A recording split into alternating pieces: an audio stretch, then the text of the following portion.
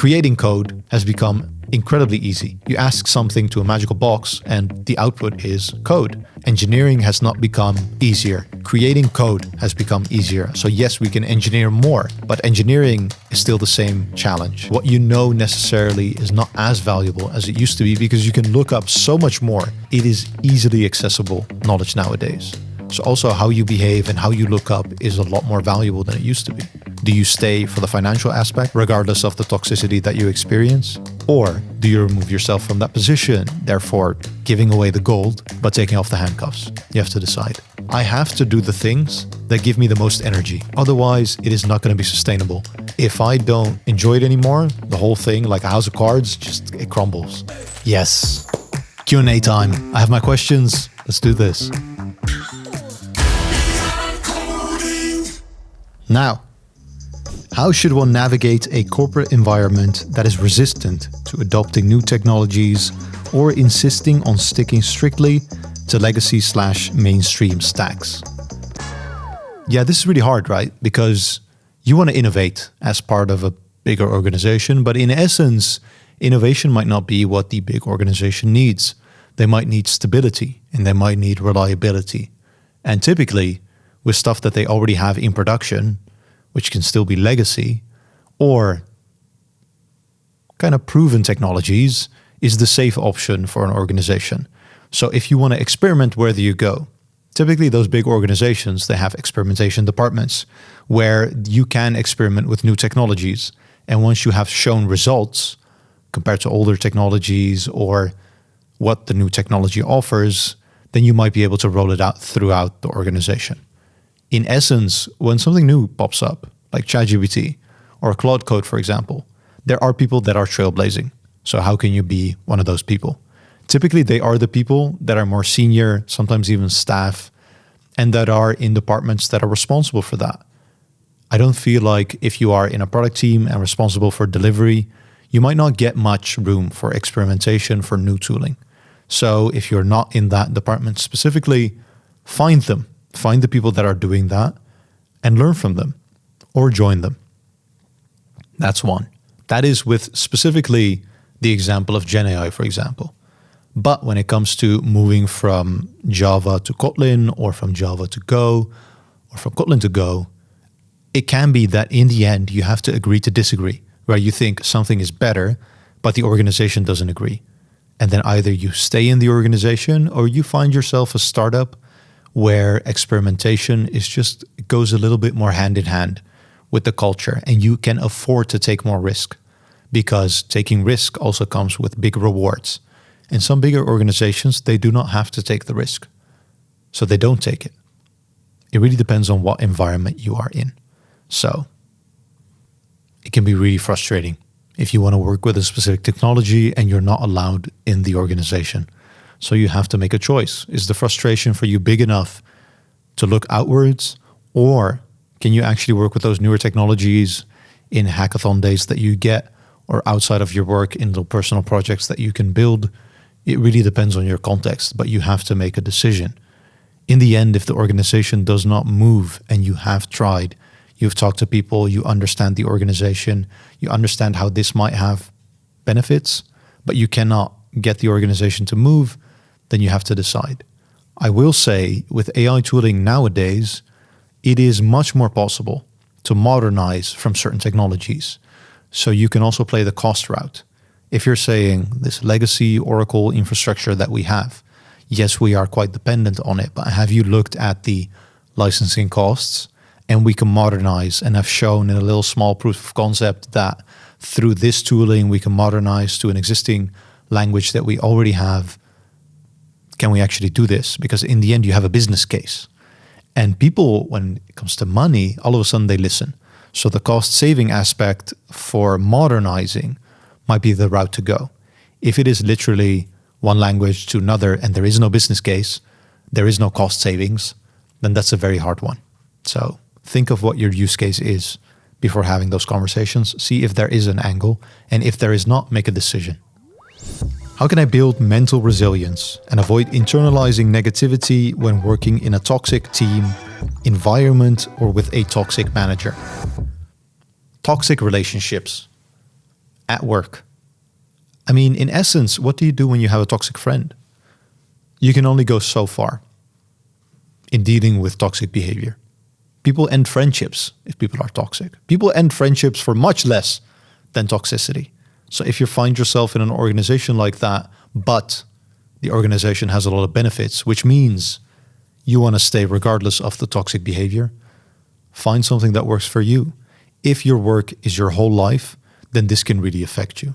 If you have many hobbies, you go on holidays, you take time off, you spend time with friends and family, you put your mind out of the work context, then you can probably build up the resilience and it's not going to matter as much to you.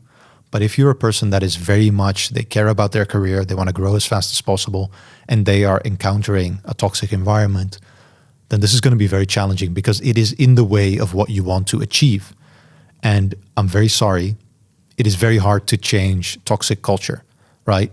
I've spoken before on the podcast that me as an individual, if I was in an organization where it was not a meritocracy, people were not promoted based on what they deliver in results, based on their merit, but it is based on how much they preach, how much they promote themselves, how much they basically blow themselves up, I would not be happy because my personal values prevent me from being that person.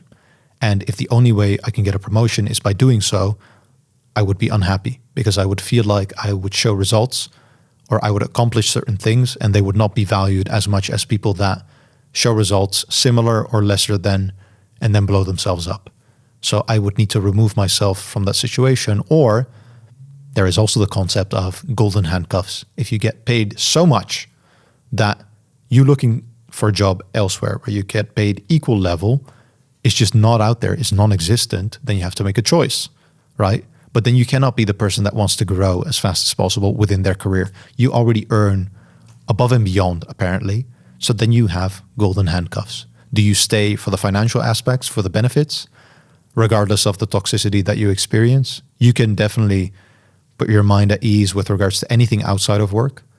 Or do you remove yourself from that position, therefore giving away the gold, but taking off the handcuffs? You have to decide.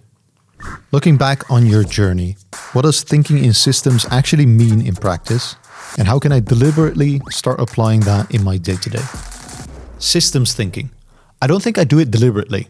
I think it is a way to solve problems. Instead of looking at individual components, thinking of the bigger whole, the system, and not just looking at the parts of it, but trying to digest the whole thing, is something that when you are problem solving, if you definitely, if you go to root causes and you don't just battle symptoms, I feel like maybe that's the biggest start. In the problems that you solve, are they systematic? Which is also quite vague. But are they repeating, for example? Because then you might be battling symptoms. I can give you an example. The first job I ever had, it was in operations. And my team was showing me a routine, something they were doing on a daily basis. And it had to do with order management. Some orders automatically did not get processed. This came from the e-commerce team. We didn't really speak to the e-commerce team. The order just had issues. And the protocol was you go to the order, you manually open the order, which was a file, you change some things that allows the order to then be automatically processed again. And me, being very young and very naive and very stubborn, to be honest, I had the mindset of there is no way in hell that I'm doing this on a day-to-day basis because I feel like this is useless and I'm not learning anything. I'm just doing something and it doesn't make any sense. Why aren't these orders automatically being processed? So I didn't say that to my colleagues, but I genuinely wanted to understand why these orders were just not automatically processed. For me, it seemed like nonsense. So I asked my team members, how often does this happen? Well, it happens a few times a week. We just check the error directory, and if it's nothing there, there's nothing there. So I could have been happy and I could have just solved the issues, which is the orders ending up in an error directory. I would manipulate them manually and I would put them through.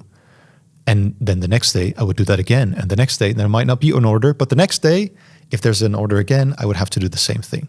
Those are symptoms of an underlying problem. And my colleagues apparently, and I was a little bit disappointed because this was my first job, they had no problem doing that.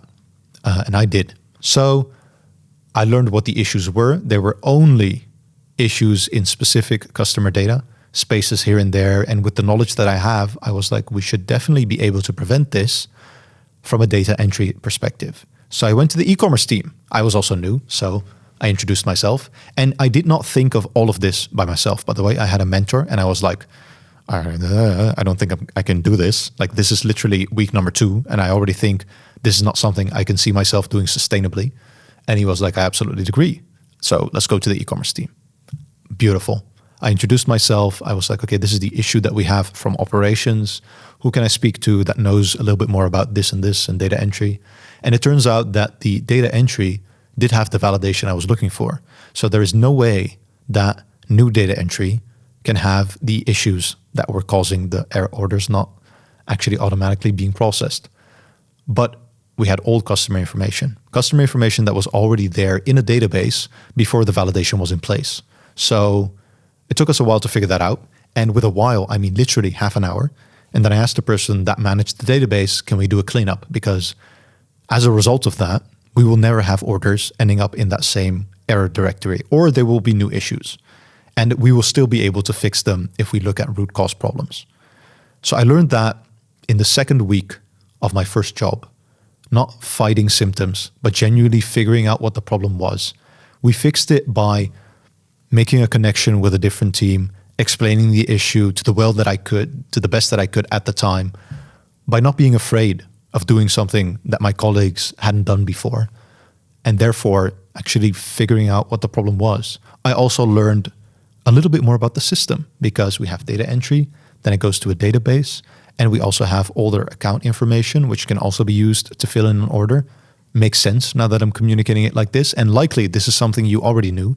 But me starting out in e-com, I had no clue how e-commerce operated. And then, okay, once an order actually gets submitted, it goes to our order management system. And before being able to be processed, it's going to go through validation. And if the validation doesn't work, if the validation fails, it ends up in this error directory where my other colleagues were always looking. Yeah, this is the smallest possible example, and it was the first one that I had in my career. It is the most concrete one because I feel like it was that early. And I'm so happy that I actually did something with it. I will forever remember that. Now, a lot of other examples have probably happened throughout my career, thinking of what is not just the solution here, but what is the underlying problem, and can we solve that? And that for me is systems thinking. So I don't know what your context is. I don't know what problems you're facing, but try and think big picture.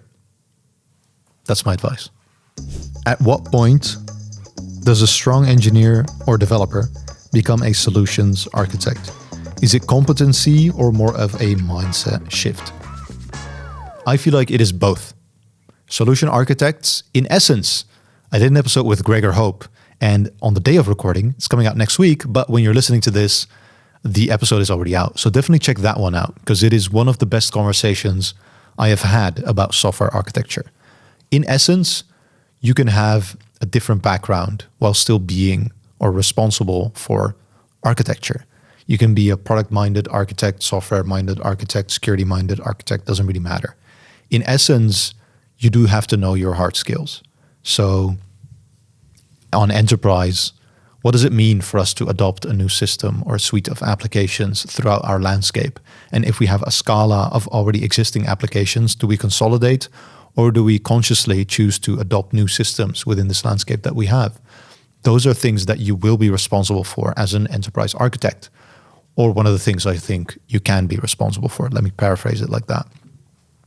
Now, you can think along from a software engineering perspective, depending on the type of organization you are in. Some architects are within teams and some are within an architecture team. So depending on the size of the organization and their appetite for risk, architecture might be applied differently. In essence, you need both hard skills. So everything with regards to good architecture fundamentals, both in software, but also if you're talking enterprise on an application level and on a, let's say, longevity and sustainability level. And beyond that, the soft skills to actually persuade teams and take people along with you. Not just technical people, but especially non-technical people. Those, I feel like that's going to be a recipe for success. and how you do that and how you can distinguish bad architecture versus good architecture, or the people that are responsible for that, I would highly recommend checking out that episode.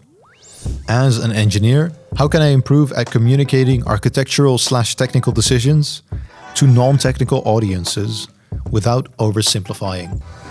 The only way to get good at that is to know your audience. Who am I communicating to? Non-technical audience is not good enough. So are you talking to the CFO?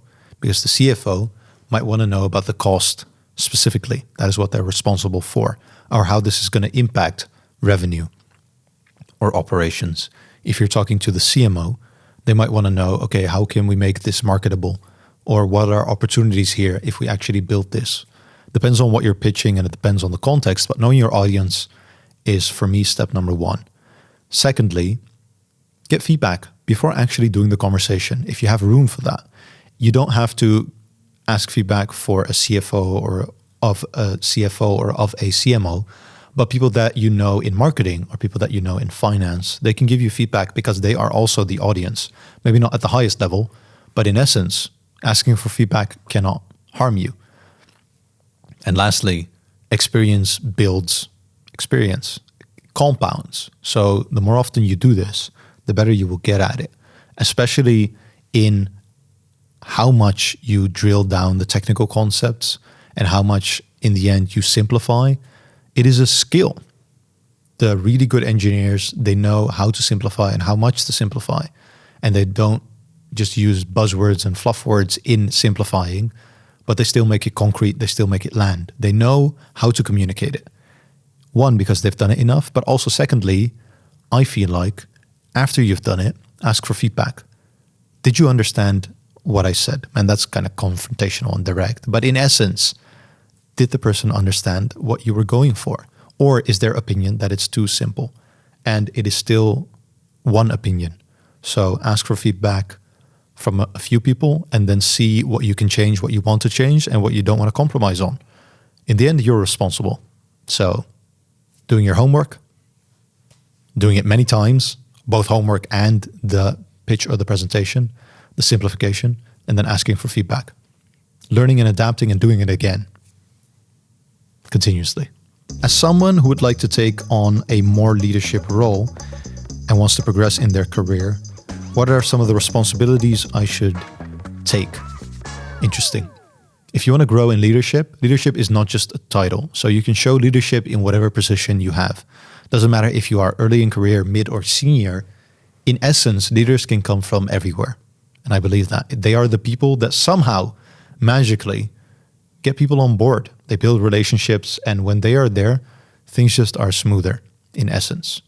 They are also people that they do not butt heads with people, but they manage to get everything just up and running smoothly. It's also kind of a characteristics of good architects.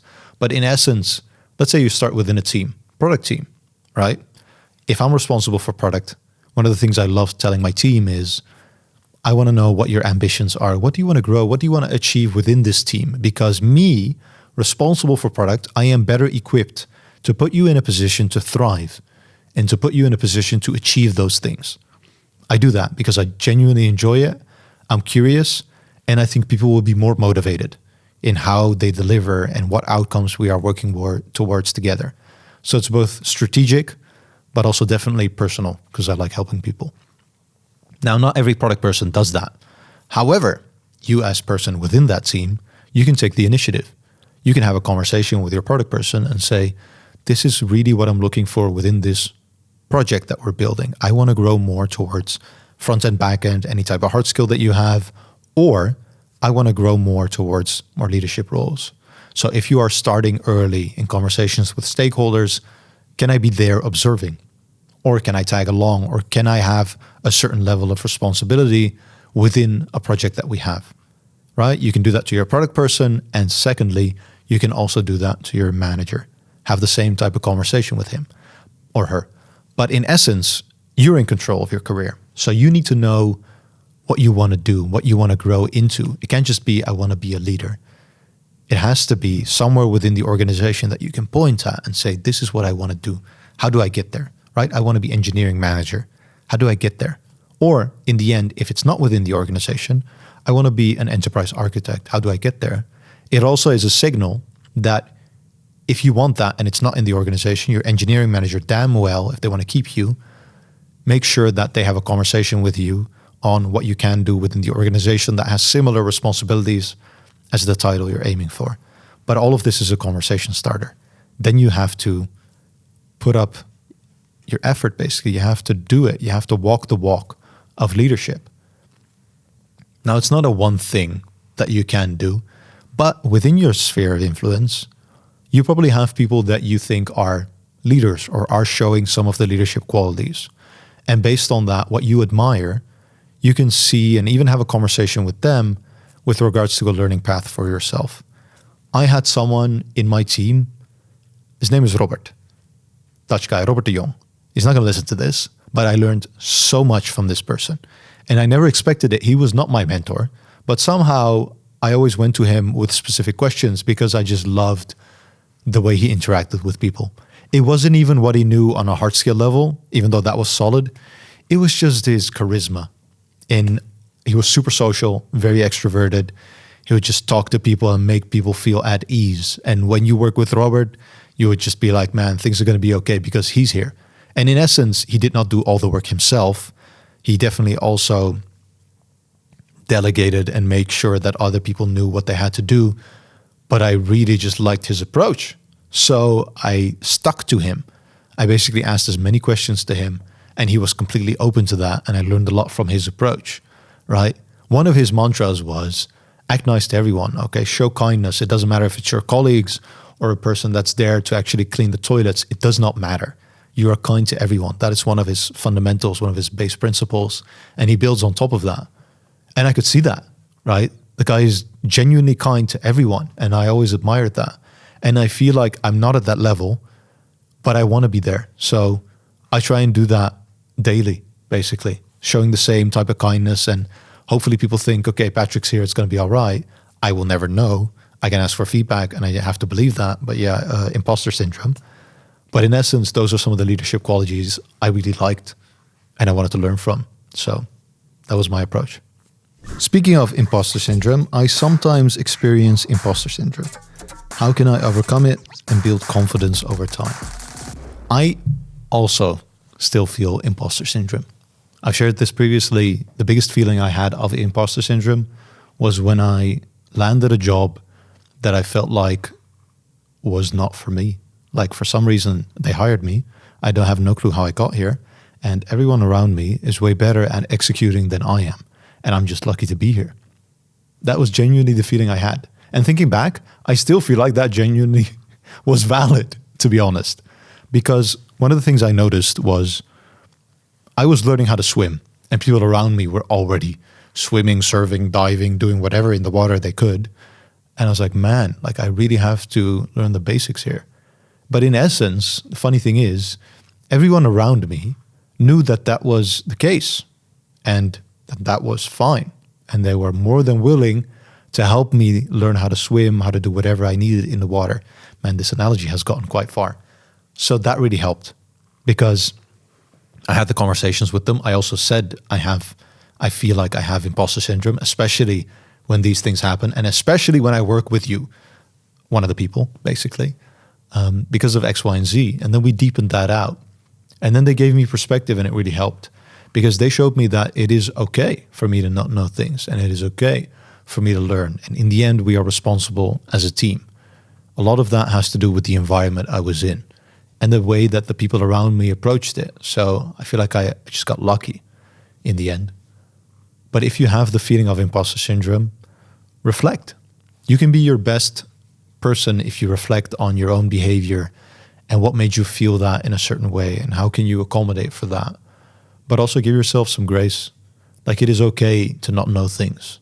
It should not be a culture of you need to know everything, otherwise you're an idiot. That's just not reality, especially in tech when things evolve so quickly. It is okay to say, I don't know. And slowly, if you say, I don't know more often, you will also have the responsibility to figure things out. The more you figure things out, the more you will build up the confidence of, I don't know, but I have the confidence. We'll get there. even if it's not just me, but especially as a team, I have the confidence that we can do this. That really is valuable. And even though you can still feel imposter syndrome here and there, it never goes away in the essence, but you might be able to manage it differently than right now. It's funny because this reminded me of a conversation I had about consultancy. This is a minor segue. But within my friend group, some people disagreed with how I view consultancy. And they are also consultants themselves. They said consultants cannot necessarily afford not to know. And I disagree with that, because I do believe that saying I don't know really builds and shows character. I would appreciate it if someone says I don't know versus I know, because if I found out that's bullshit, then it just harms the relationship and the trust I have in a person. Don't lie to my face, basically. So if you don't know, tell me. But I also want to see the confidence that you'll be able to figure it out. So that's what I show in conversations where I genuinely don't know. And if in the end, then it's not a good fit, then it's just not a good fit. But that's how I view consultancy. I don't want to seem like the expert of knowing everything. I feel like what you know necessarily is not as valuable as it used to be, because you can look up so much more. It is easily accessible knowledge nowadays. So also how you behave and how you look up is a lot more valuable than it used to be. In tech, there's so much to learn that I often worry about forgetting things. What are the best ways to learn effectively and retain knowledge long term? I've mentioned this before. I'm practicing this Zettelkasten method, and I haven't done it for long.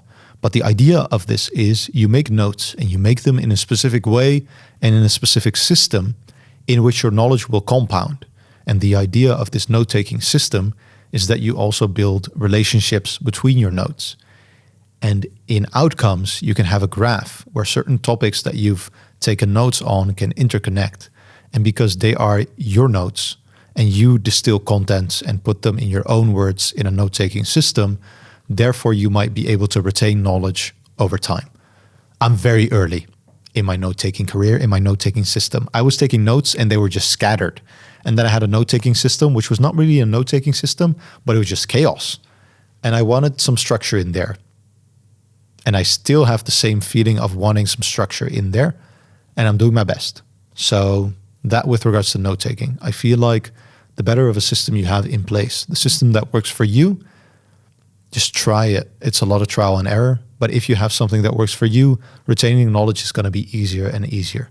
There is still crucial information that is just better if you retain it. But again, I am of the opinion that knowledge and looking up knowledge is incredibly valuable as well. Finding gaps, though, in your knowledge, in what you already know and where there are blind spots, can be just as valuable, especially when you're having a conversation. There are very apparent blind spots if you're talking about a very specific topic with someone that is well educated and knows that topic like the back of their hand. So yeah, definitely also spar with people, reflect afterwards, figure out where you want to bridge the gap in the knowledge that you have. And a system might help with that. There is no definitive finite answer of how much should you know versus how much can you learn on the fly or when there is a task at hand.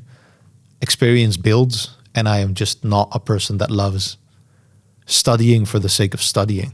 I like studying when there are outcomes. That's also why I feel like I struggled at school. Like I finished my bachelor and I genuinely had the mindset of, I just need to finish this because I need the piece of paper to get a job.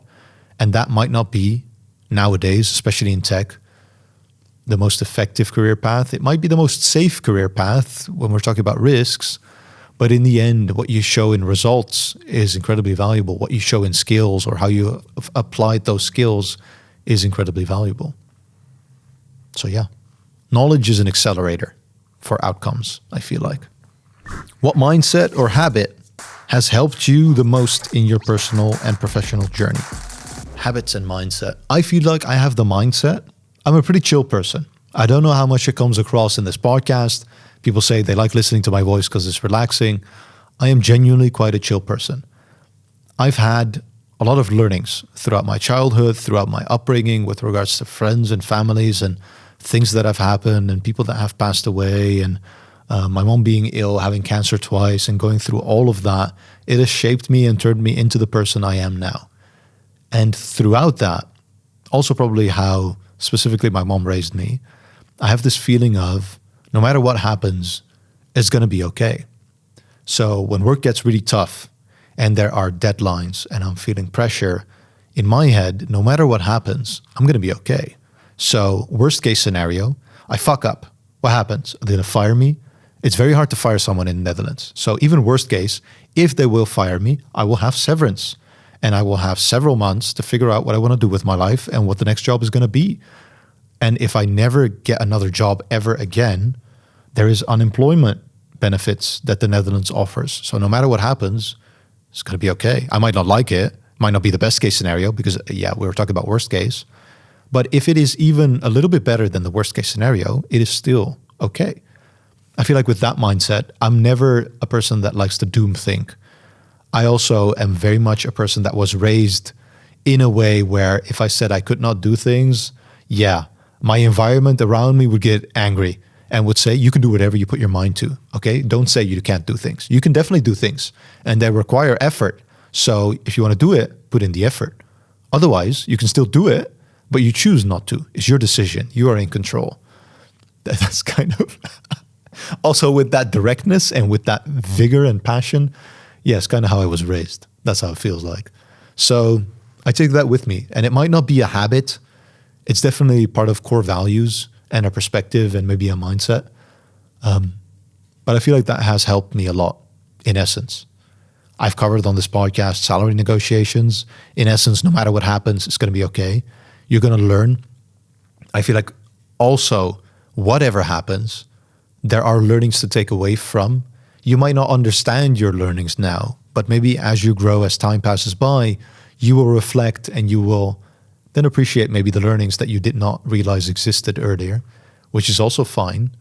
I'm a person that reflects a lot. Not much by myself, to be honest, but because I talk to a lot of people, I'm also very open and honest, maybe sometimes too honest and too open, but that helps a lot with reflection, to be honest. So maybe not as concrete of an answer as I would have liked to give, but maybe a little bit of insight in how I operate. I also don't like to blame other people or other things, tools, environments, people, blaming. I don't like that. I take ownership. Even though if I think the fault is not mine, I take ownership because otherwise it's out of my hand. It's out of my control. If I take ownership, it means I do feel like I could have changed some things or I could have acted differently. And even if I don't believe that, still by taking ownership, I'm convincing myself that next time there are always options and my behavior influences all those parts, my environment, my team, the people I interact with. So ownership is a big thing for me as well. I take ownership. I don't like blaming other people. I don't like blaming tools. I should have done something differently. It's not a tool that goes randomly and does something. I am the operator. I take ownership. I would be curious to know how you would train a software developer starting today who had no technical experience, but lots of product, PM and design experience. There's two parts to this because if I were to train a software engineer that has no experience, that is slightly different from the PM/design experience because with PM, responsible for product, you are very much thinking of business outcomes and priorities and why should we work on these things and not on these things and specifically in the order that is laid out right now. That is really helpful from an engineering perspective. You leverage that experience when you are responsible for delivering as an engineer. Same for design. You are thinking way differently about your end users and what they think is important. You might have interviews with them. You have definitely researched everything from accessibility to best practices with regards to visual design or whatever design. Design is kind of abstract and has a lot of responsibilities, but somewhere in there, you have experience that you can leverage when you are responsible as an engineer for building. If you come from a blank canvas and you don't have anything, then there is still experience that you can leverage. Your upbringing, your values, how you were raised, the education that you had, or the practice that you've done on personal projects. That's all the experience you bring to the table. They are not worth nothing. You always have something to bring to the table, even though you might not realize it. Now, learning good software engineering fundamentals. Funny thing is, it is evolving.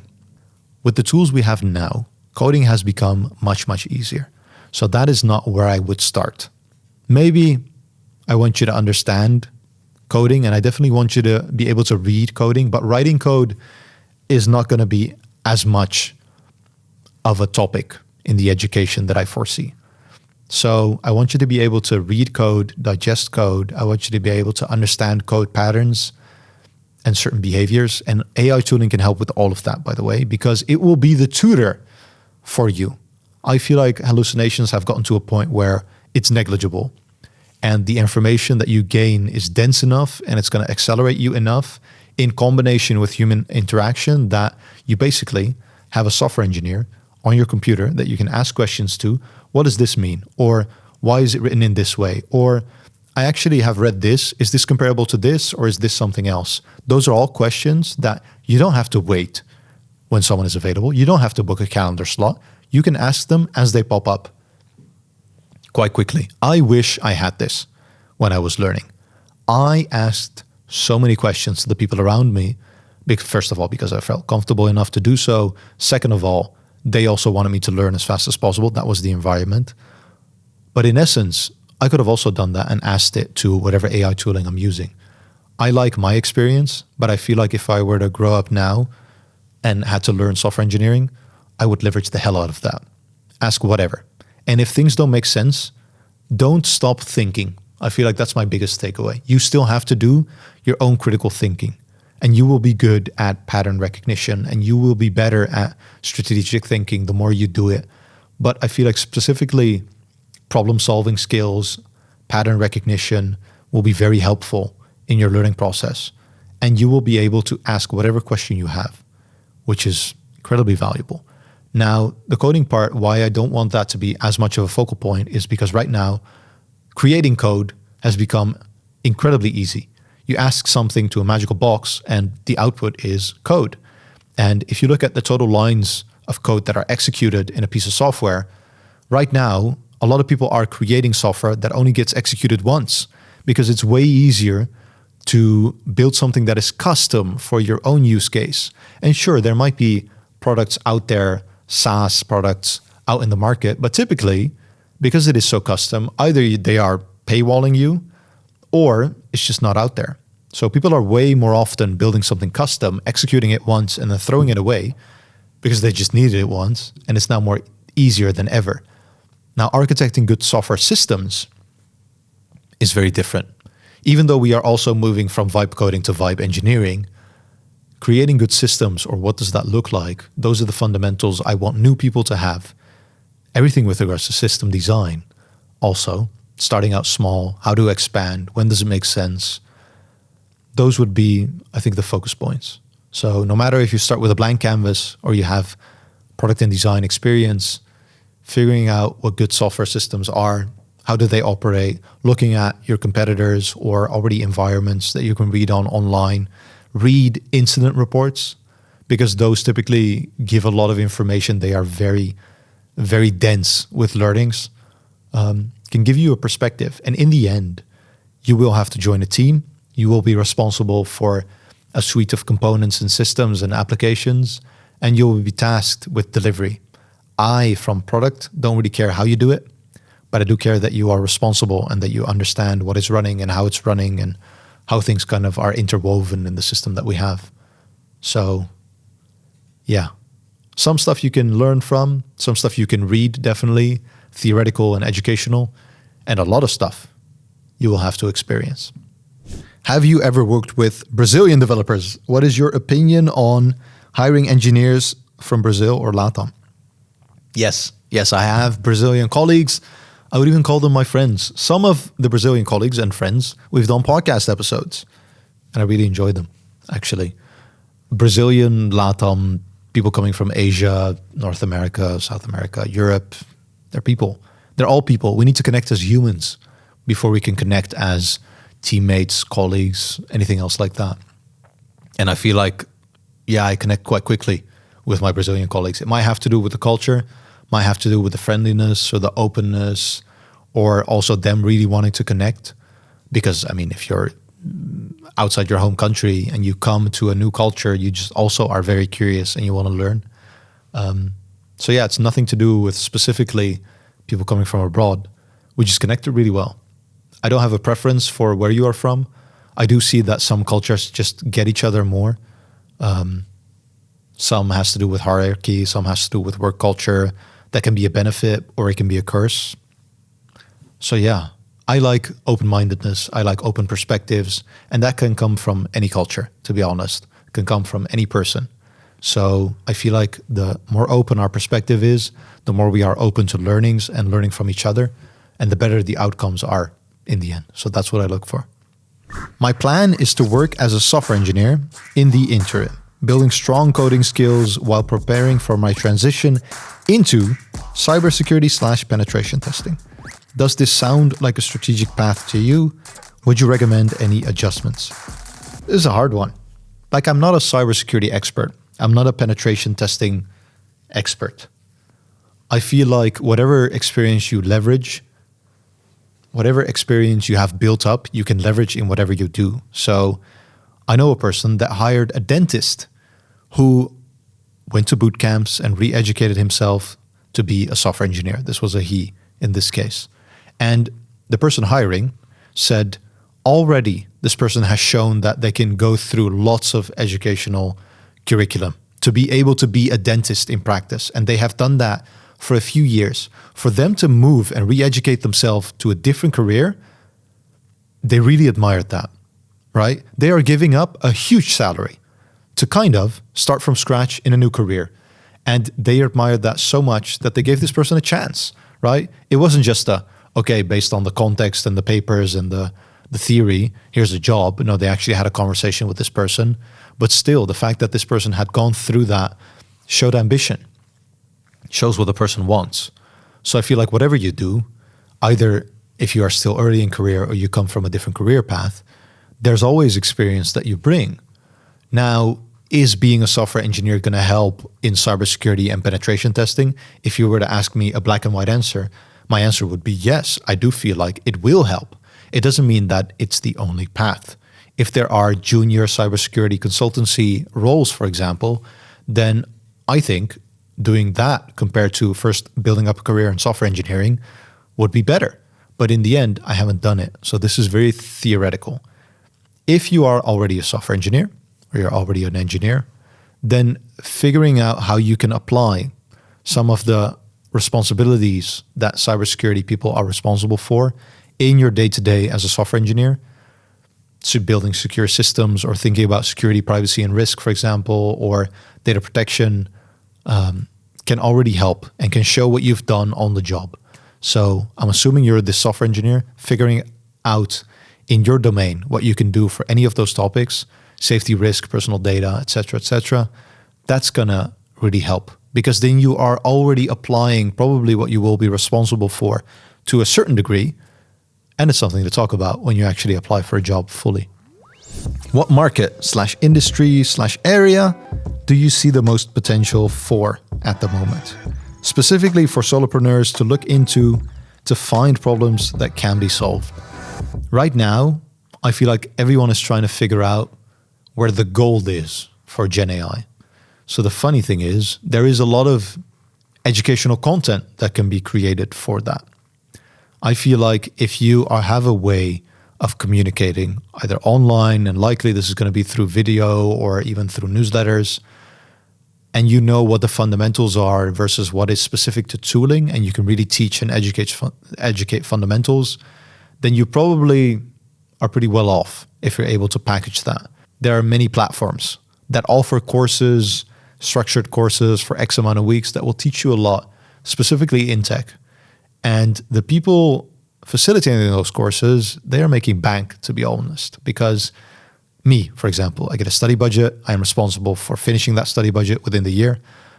It means that I will be looking for courses or conferences or specific things to spend that money on. So any offerings that do that, and if there are more companies like mine, which likely there are, it just means that there is money available to go to education for people, either for upskilling, reskilling, or whatever purpose. So I feel like education for AI right now is, equivalent to people selling shovels in a gold rush. Now that is it. But for solo entrepreneurs then specifically, it's quite interesting. And it's not something I'm good at. I'm not good at finding problems that in the end will be interesting for a multitude of people. It's just not something I'm good at. I do know that a lot of people are trailblazing. They are trying to figure out where there is good product market fit. And I feel like right now, I'm not building enough. I'm definitely not building enough. Right now, it is easier than ever to build, to get a moat. Not to get a moat, but to build something and then to find the moat, to find user problems and to actually figure out if what you're building has value, because you can build and iterate so quickly. So I don't know what it is in problems that are right now good to solve. I feel like education plays a big part. I also feel like, especially when it comes to kids and people going and teens, with regards to education, that is all going to evolve, or I feel like it's quite behind. So there is an opportunity for it to evolve. That might be the industries I would look at specifically if I were to build a product. In essence, if I am building a product, I would look at my own interests. But yeah, it's very hard to find a problem that you then want to solve. My interests, anime, fitness, nutrition, travel, a problem in there? I don't know, to be honest. I'm building up a little company, which I might share a lot more about, but it has kind of zero tech. Yes, we have a website, but a lot of it has to do with community building. And those are very different problems. So my biggest problem right now, the tech we have down, my co-founder and I, it is getting users, finding the right users, all right? I have ideas, but they don't scale. I can go to meetups, but that's just me physically. So how can I find users? That's the hardest part. This is a meta question. Do you like, in the Q&As, do you like the Qs or the As? The funny thing is, I like the questions that you ask, to be honest, and I then re-listen to it and I figure out, do I like the answer that I gave? Am I just meandering? Am I just ranting? Am I saying the same thing over and over again? How's my delivery? All right, am I looking into the camera? Am I scratching my nose? How's my posture? Oh, I should probably sit more straight. Stuff like that I pay attention to, and then I learn from how I am perceived. And doing that continuously has been a lot of growth for me, personally and professionally. So I like the cues. They make me think, they make me reflect. And then I like the end result. Maybe not even necessarily my answer, but going through that process, I enjoy both. So if you like Q&As, put your question in the comments so I can do more of them. What made you start this podcast while working? It was not my idea. I will say that forever. I am quite transparent. I'm quite honest. It was someone else's idea. A new person from marketing said, a podcast would be a great platform to start sharing knowledge on. And I'm looking for a host and I'll facilitate whatever you need. And at that time, actually my grandparents had just passed away and I was focusing a lot on work. And this seemed like a really cool opportunity. I love listening to podcasts. I still do. I listen a lot less, but back then I listened to so many podcasts. It was always the thing that while gaming would just be kind of educational content. And even though I didn't listen to educational podcasts, I genuinely listened to podcasts. PKA is one of them. The old school gamers, they know what I'm talking about, maybe. But it was just a group of 3 people, sometimes 4 people with a guest, talking to each other, talking shit, talking about funny experiences. It was a lot of storytelling, it was a lot about gaming. I learned a lot from that, and more than I realize, because I learned a lot about engaging and communicating and storytelling. And I learned a lot with regards to education, which is like little fun facts that are so random, but they are somewhere anchored in my brain.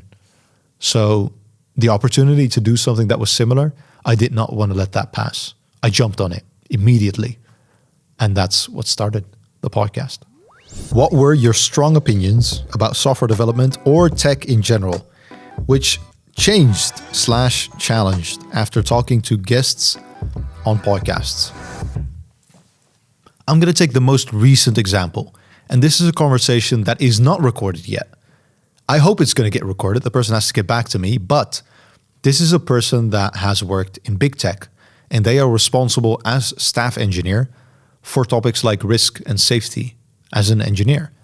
And to be honest, risk and safety, not really something I look forward to.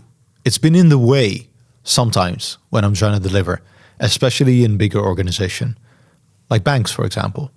So I was like, man, I don't know if this is going to be an interesting topic. But their perspective is, with software, things are not as black and white. And that also means that you will not necessarily know if you are achieving an outcome. It is harder to measure, right? You're serving a certain user base, and if they use it or not, it's kind of up in the air.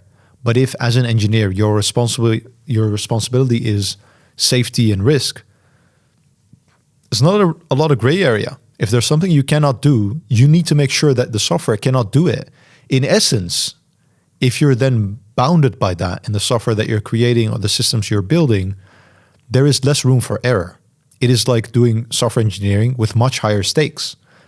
And I feel like it's like sports. It could be software engineering Olympics, basically, because you have very different constraints.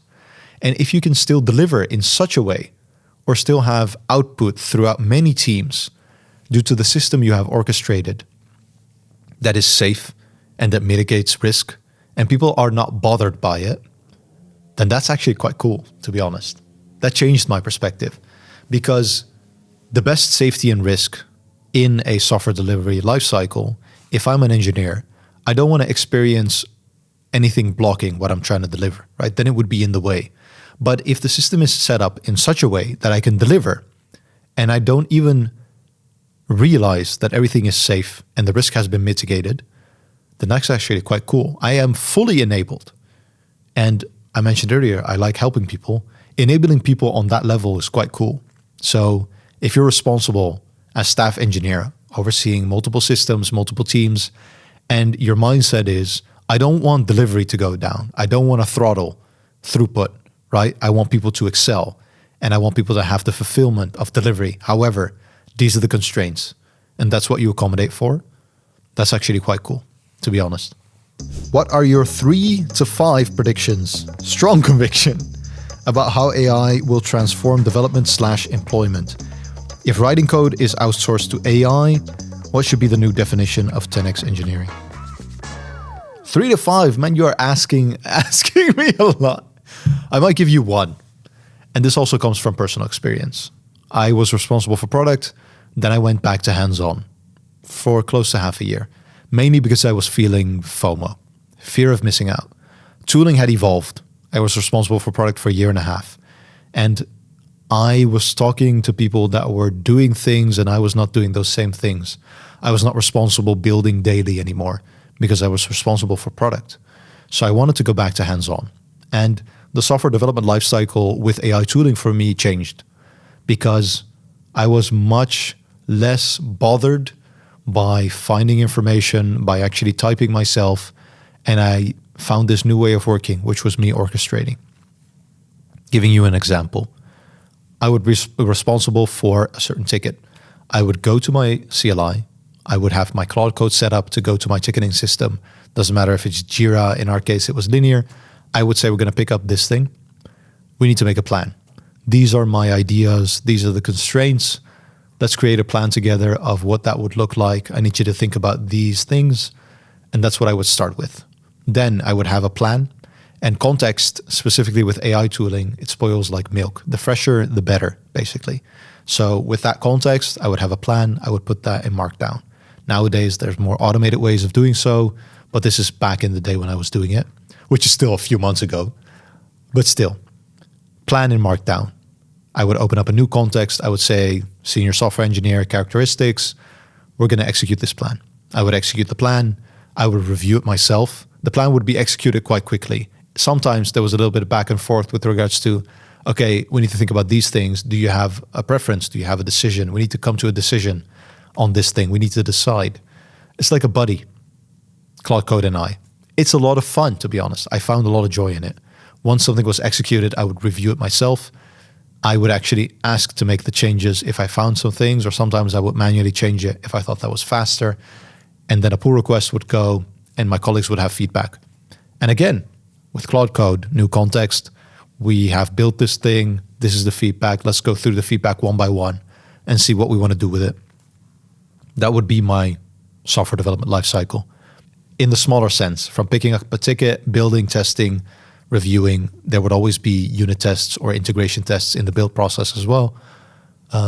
Then, to make that a smoother process, I would take the review remarks and I would say, these are review remarks on the work that we have done. Can we build a skill? So next time we can accommodate for the reviewer remarks that are typically on pull requests that we've created specifically.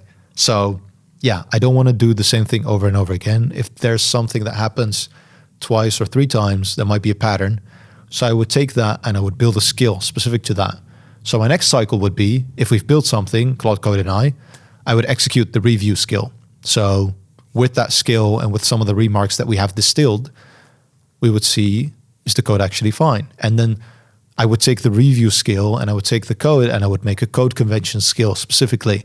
And I can use that when I'm creating a planning documentation on what we actually need to execute. So continuously, I was in this life cycle of picking up a ticket, executing, reviewing, figuring out what are conventions or what are review remarks that are distillable and can be conventions, and then making skills for those or refining the existing skills that I had.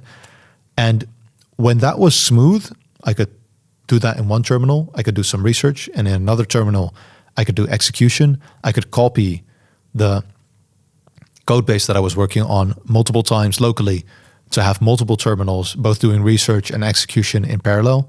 I know you can do that with Git work trees. I didn't really look at it. The fastest way for me to do it, copy the repository.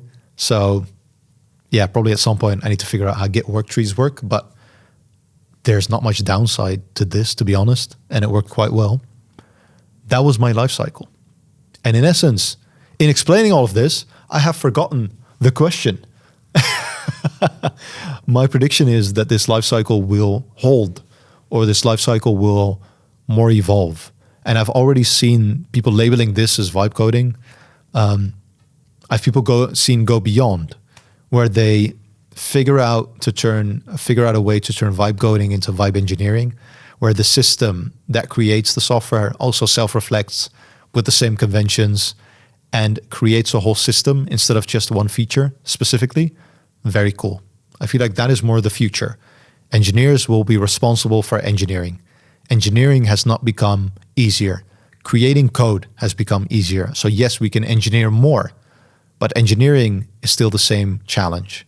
And you're an engineer. You're not a code monkey. So something else is now coding. You're still engineering a system. That's my prediction. I'll give you one. I typically don't do many predictions because there's the stubborn part of me not wanting to be wrong, but also I have the kind of feeling that it's going to be very hard for me to predict the right thing. So yeah. Last question. Are you satisfied with the growth on all social media platforms? I'm assuming with regards to the podcast. Satisfied. I don't think, I have a weird relationship with satisfied, or maybe content, because I have ambition and I feel like I can go above and beyond, which means sometimes I'm never happy with growth. And I think always I could have done better, or we can do better, or yeah, that's just how I am. I raise the bar, or I try to. It doesn't mean I'm not happy with where I am now. It means that I feel like I can do a lot more. That's just the drive that I have. When it comes to numbers, I was incredibly happy going on YouTube specifically to from 0 to 1,000 subscribers. And now the podcast has 50,000 subscribers and each video has thousands of views. The number has just become a number for me.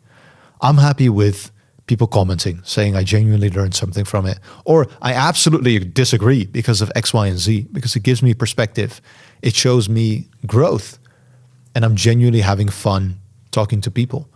I feel like I could be way bigger of a podcast if I would have applied the learnings I know now very early at the beginning, but that is impossible.